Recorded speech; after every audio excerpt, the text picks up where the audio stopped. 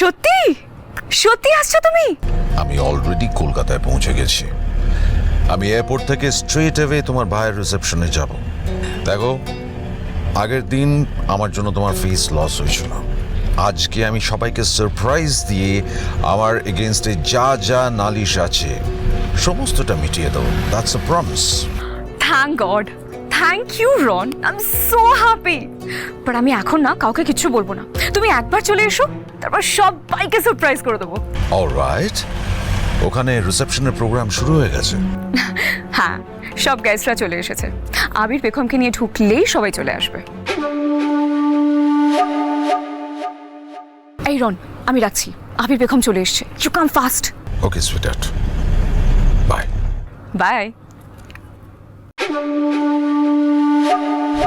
বেগম,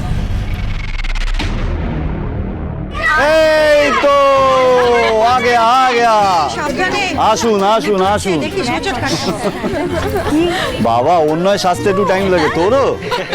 শ্যামাচরণ, হ্যাঁ পিসিমণি। এটা কি করলে তুমি? এত বড় একটা ঝাবড়া সিংহাসন ভাড়া করতে গিয়ে বলেছিল। আরে এখন যদি ওরা চায়, মানে বর বউ যদি চায় একটু ঘেঁষাঘেঁষি পাশাপাশি বসবে, পারবে? পারবে না তো। পারার দরকার নেই তো। কেন বর বসবে না বউয়ের সাথে? কারণ সিংহাসনে বসবে শুধু বৌমণি, ও রানীর মতো।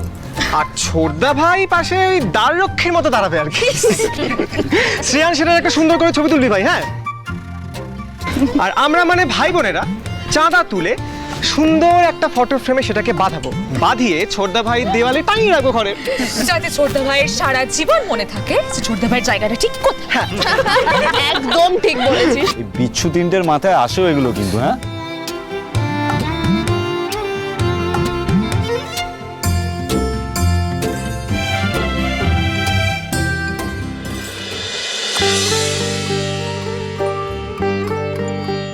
দাদু ভাই, হ্যাঁ এটা জবরদস্ত জবাব দাও দেখি।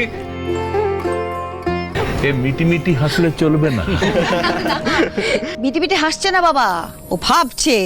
আসলে এই লোক আফসোস করে না, বউ ভাতের রাত মাত্র একটা রাত হয়। আবির এখন মনে মনে ভাবছে, ভাগ্যিস একটা রাত, যদি আরব রজনীর মতো হাজার রাত ধরে বউ ভাত চলতো, দারোয়ানের মতো দাঁড়াতে দাঁড়াতে তোমার তো পায়ের অবস্থা। কি আর বলবো? না পিসিমণি, আমার অভ্যেস আছে। তাই 5 বছরের অভ্যেস। পেখমের জন্য আমি সবকিছু হতে পারি, দারোয়ানও।